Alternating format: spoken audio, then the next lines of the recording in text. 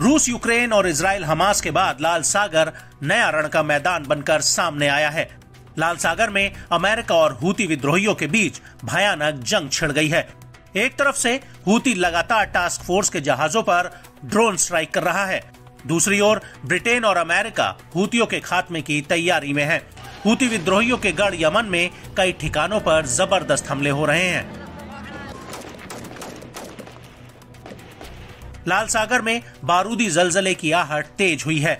अदन की खाड़ी से लेकर बाबल मंदेब का इलाका इतना खतरनाक हो चुका है कि वहां से गुजरने वाले हर शिप पर हूती मिसाइल दाग रहे हैं।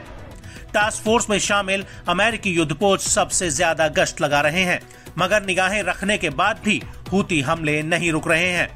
हूती विद्रोही इजराइल के साथ साथ अमेरिका और ब्रिटेन के जहाजों को भी अपना निशाना बना रहे हैं। लाल सागर में हूती ने अमेरिकी वॉरशिप को निशाना बनाया है।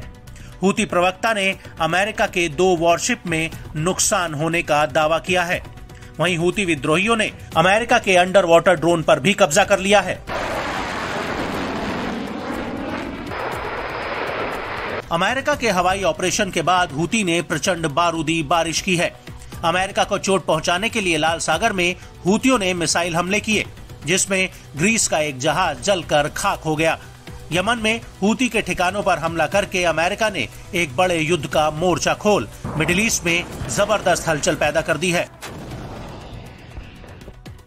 अमेरिका ब्रिटेन के मिलकर हूतियों पर हमले के बावजूद उन्हें कोई खास सफलता नहीं मिल रही है, बल्कि हूतियों की ओर से जबरदस्त पलटवार देखने को मिल रहा है। पश्चिमी देशों की ओर से आरोप लगाया जाता है कि हूतियों को पर्दे के पीछे से ईरान का खुला समर्थन मिला हुआ है। ईरान इस विद्रोह संगठन के जरिए अपने कई हित साधता है, आर्थिक और सैन्य साजो सामान से भी इन्हें लैस रखता है।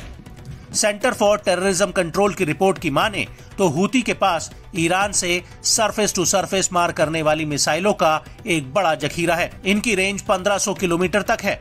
इसके अलावा क्रूज मिसाइलें भी हैं, जिनकी रेंज 2000 किलोमीटर से ज्यादा है।